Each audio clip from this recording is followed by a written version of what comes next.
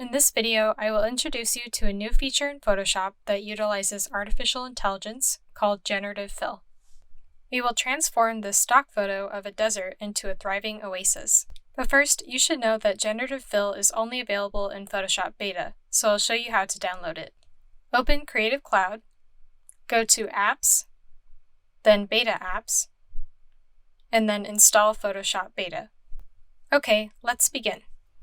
You can use any of the selection tools to select where you want to generate something. What's nice about it is you don't have to make a super detailed selection to get what you want. I'll start by adding some palm trees at the base of these sand dunes here. I'll use the lasso tool to select the general area that I want them to be. Now you'll see a dialog box pop up. Click Generative Fill and type in what you want to generate. Simple prompts tend to work better, but it's fun to play around with the wording to see what you get. Now click Generate. It'll take a few moments. Now we have our first generated image. On the right in the Properties panel, you can change the prompt or generate again. You will be given 3 variations of your prompt as well. If you don't like the result, you can try changing the prompt or adjusting your selection. It's kind of a game of trial and error. Okay, now let's add some water. I'll select this basin here, and this time I'll use the prompt Water with Reflections. It's pretty cool how it reflects the dunes and the generated palm trees. I'm also going to add a camel, just for good measure. One more thing you can do is extend the image. Let's say I want to make this image more square to fit Instagram's format. I will use the crop tool to expand the top and bottom. Then I'll use the rectangle marquee tool to select the white area, making sure to include some of the original image. This helps make a seamless transition between the original and the generated edition. Now click Generative Fill again, and this time don't include a prompt. Just click Generate. The end result is definitely Instagram worthy.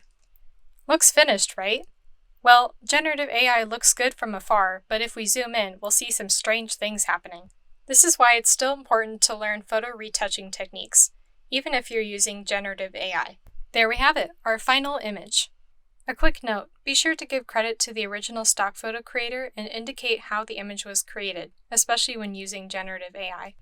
Artificial intelligence has been a hot topic in the art world since its inception. Many creatives are starting to use it as a way of researching images to reference material, brainstorming and turning abstract ideas into reality, mock-ups, and imaginative compositing, like we did in this video. However you use it wisely. For assignments, only use AI when you have explicit permission to do so. If you use it, make sure you indicate that to your instructor and cite any images that you used. Also keep in mind that Adobe prohibits the use of AI-generated content for commercial use, so don't use it when working with clients. But most importantly, just have fun. For more information on when to use AI in your assignments, see our wiki article linked in the description.